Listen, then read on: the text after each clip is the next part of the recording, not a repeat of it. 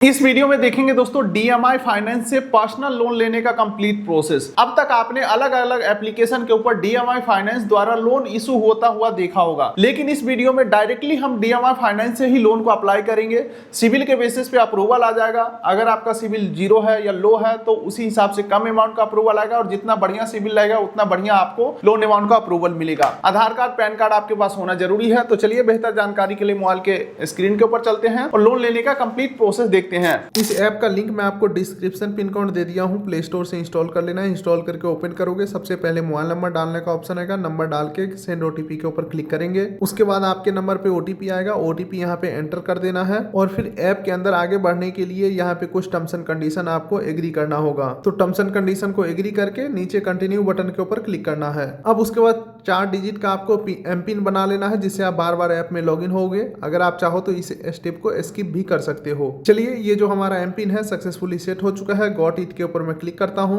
अब उसके बाद आप चाहो तो फिंगरप्रिंट भी इनेबल कर सकते हो और गो टू माय अकाउंट के ऊपर क्लिक करना है। अब आप यहाँ पे देखोगे सबसे ऊपर ऑप्शन मिलेगा you are eligible for personal loan up to 10 lakh. देखो, कहने को 10 लाख होता है, ज्यादा से ज्यादा 2 लाख 1 लाख, जितना अच्छा प्रोफाइल होगा उतना आपको लोन मिल जाएगा। अवेल नाउ के ऊपर आपको क्लिक करना है। उसके बाद क्या क्या स्टेप आपको कंप्लीट करना है वो यहाँ पे बताए जा रहे हैं। फिलहाल आपको टर्म्स एंड कंडीशन एग्री कर देना है। एग्री करके प्रोसीड के ऊपर क्लिक करेंगे। अब उसके बाद दोस्तों इस पेज के ऊपर अपना पर्सनल डिटेल फिल करना है। सबसे पहले फुल नेम डाल देंगे एज पर पैन डिटेल, अपना डेट ऑफ बर्थ डाल देंगे, मोबाइल नंबर डाल देंगे, एक ईमेल आईडी डाल देंगे, अपना फुल एड्रेस डाल देना है और यहाँ पे सिटी स्टेट पिन कोड सारा कुछ डाल देंगे। एम्प्लॉयमेंट टाइप सेलेक्ट कर लेना है, कंपनी नेम डाल देना है, मंथली इनकम क्या है वो आपको डाल देना है। सही सही जानकारी यहाँ पे फिल करना है और नेक्स्ट बटन के ऊपर क्लिक करना है। अब उसके बाद देखिए प्रॉपर डिटेल में पूछा जा रहा है एम्प्लॉयमेंट टाइप, ठीक है।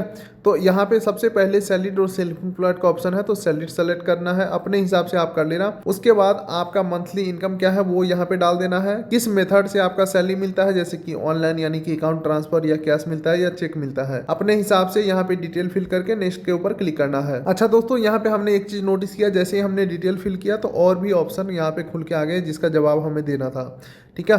तो जैसे कि सैलरी हमने डाल दिया और ऑनलाइन पैसा मिलता है ये हमने डाल दिया। तो फिर पूछ रहा है किस बैंक में आपका पैसा आता है, वो सेलेक्ट करना है। इसके बाद अगर आपका कोई इस लोन के अलावा, अभी जो लोन ले रहे हो इसके अलावा कोई पहले से EMI चल रहा है तो वो आप यहाँ पे डाल सकते हो, और कितना लोन का आपको जरूरत है वो अमाउंट यहाँ पे डालना है और नेक्स्ट करना है। अब अगला यहाँ पे आपको पूछा जा रहा है कि आप किस प्रकार से रह रहे हो, अभी अपना मकान है, रेंटेड है या हॉस्टल PG में रहते हो। इसके अलावा आपने का पढ़ाई लिखाई कितना है, 10वीं तक यानी मैट्रिकुलेशन है या इंटरमीडिएट है या मास्टर है या बैचलर है, अपने हिसाब से सिलेक्ट करेंगे। और इस लोन का जरूरत क्यों है, वेडिंग के लिए, इवेंट के लिए या होम रेनोवेशन के लिए या बिजनेस रिक्वायरमेंट, अपने हिसाब से यहाँ पे डिटेल फिल करना है। चलिए, अब यहाँ पे E-वेरीफाई और इनकम का पेज आ चुका है। Link bank account with OTP, यहाँ पे कंटिन्यू के ऊपर क्लिक करना है। आज के डेट में आपको पता ही है मोबाइल नंबर और OTP से हमारा इनकम यानी कि बैंक स्टेटमेंट वेरीफाई हो जाता है। तो आपको भी यहाँ पे कंटिन्यू के ऊपर क्लिक करना है। उसके बाद बैंक रजिस्टर्ड नंबर के ऊपर OTP जाएगा। OTP एंटर करोगे, जो बैंक में आपका खाता होगा जिसमें पैसा आता होगा वो अकाउंट वेरीफाई कर देना है 1-2 OTP डाल के।